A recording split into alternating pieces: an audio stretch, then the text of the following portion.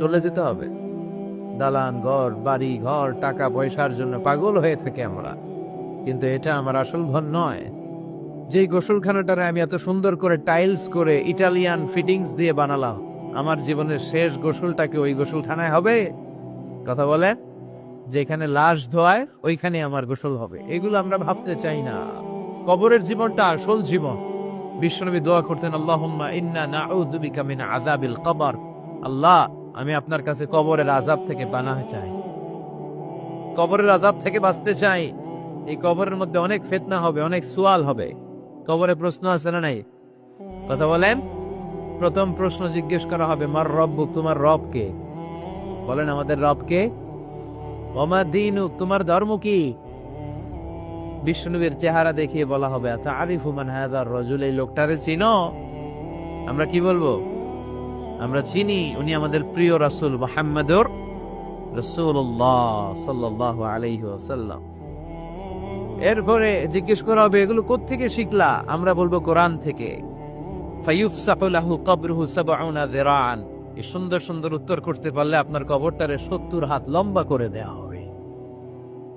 ইফতাহু লাহু বাবুন ইলাল জান্নাহ, জান্নাতের দিকে একটা দরজা লাগিয়ে দেয়া হবে।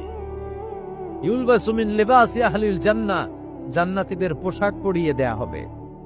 জান্নাতের পোশাক কেমন হবে জানেন? রেশমের পোশাক। ওয়া লিবাসুহুম ফিহা হারির। The dress will be in Jannah with fine green silk with the gold embroidery. জান্নাতে যারা থাকবে তাদের পোশাক হবে পাতলা সবুজ রঙের রেশমের কাপড়ের পোশাক, যেটার মধ্যে গোল্ডের, স্বর্ণের ডিজাইন করা, এমব্রয়ডারি করা থাকবে।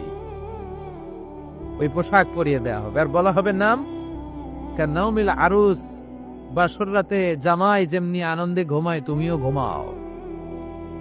দুনিয়াতে অনেক কষ্ট সহ্য করছো, দুনিয়াতে পুলিশের দৌড়ানি, র্যাবের দৌড়ানি, আছে না নাই? ইসলামের পক্ষে যারা কথা বলে নিজ এলাকায় পরবাসী, আছে না নাই? আখা মামলা হামলা, ঝক্কি ঝামেলা ঝুঁকি, একটার পর একটা, তার পিছু ছাড়ে না। সে ঘুমাইতেও পারে নাই, চিল্লায় বলেন ঠিঙ্গিরা। আনন্দের ঘুম আমরা সেদিন দেব, ইনশাল্লাহ। ঘুমেন না? নাম কানাউমিল আরুস। বাসর রাতে বর যেমনি কনেকে নিয়ে ঘুমায়, ঘুমাও। দুনিয়াতে ঘুমাইতে পারো নাই, দুনিয়াতে খালি দৌড়াইছো। কি করছো?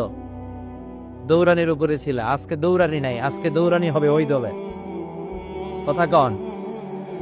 যারা ইসলামের পক্ষে ছিল না, আজীবন ইসলামের বাঁশ দিয়েছে, আজকে ওদেরকে বাঁশ দেয়ার পালা। সেদিন হিসেব উল্টে যাবে। কথা বলেন। এবার ওদেরকে প্রশ্ন করা হবে, তুই ক মার রব্বু? কয় আমি জানি না।